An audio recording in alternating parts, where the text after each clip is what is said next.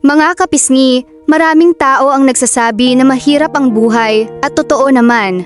May mga araw na paggising pa lamang, natin ay iniisip na natin kung paano pagkakasyahin ang kinikita, paano mabubuhay ang pamilya, at paano haharapin ang panibagong araw ng pakikipagsapalaran.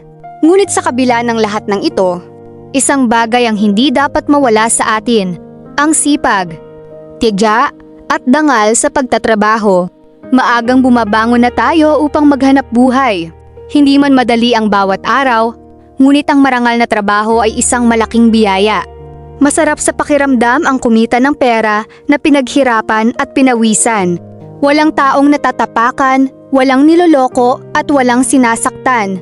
Ang bawat sentimong ating nauuwi ay bunga ng ating sipag at tiyaga. Maaaring maliit man sa paningin ng iba, ngunit napakalaki ng halaga nito dahil ito ay malinis at marangal. Sa mga sandaling iyon, madaling mawalan ng pag-asa. Ngunit tandaan natin mga kapisngi na walang pagsisikap na nasasayang sa mata ng Panginoon.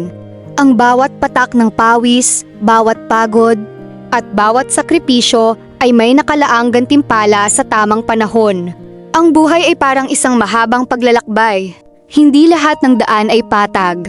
May mga lubak, may mga bagyo, at may mga pagkakataong madadapa tayo. Ngunit ang mahalaga ay marunong tayong bumangon, sapagkat ang tunay na tagumpay ay hindi nasusukat sa dami ng pera o yaman, kundi sa lakas ng loob na magpatuloy kahit mahirap ang sitwasyon. Minsan, habang abala tayo sa trabaho, hindi natin namamalayan na unti-unti na pala tayong hinuhubog ng mga pagsubok. Ang hirap na ating nararanasan ngayon ay maaaring maging inspirasyon natin bukas. Ang luha na ating pinupunasan ngayon ay maaaring maging ngiti sa hinaharap. Kaya huwag tayong susuko. Patuloy lamang tayong magsikap at maniwala na may magandang plano ang Diyos para sa bawat isa sa atin. Mga kapisngi, kung may isang bagay tayong dapat ipagmalaki, iyon ay ang pagiging masipag at marangal, sapagkat ang taong masikap ay maaaring mapagod, ngunit hindi kailanman mawawalan ng pag-asa. At ang taong may pananampalataya ay maaaring umiyak, ngunit hindi kailanman mawawalan ng dahilan upang magpatuloy. Sa pagtatapos ng araw, kapag tayo ay nakauwi ng ligtas at nakapagpahinga kasama ang ating pamilya, doon natin mararamdaman ang tunay na halaga ng ating pagsisikap. Hindi man perpekto ang buhay, ngunit sapat na dahilan iyon upang magpasalamat.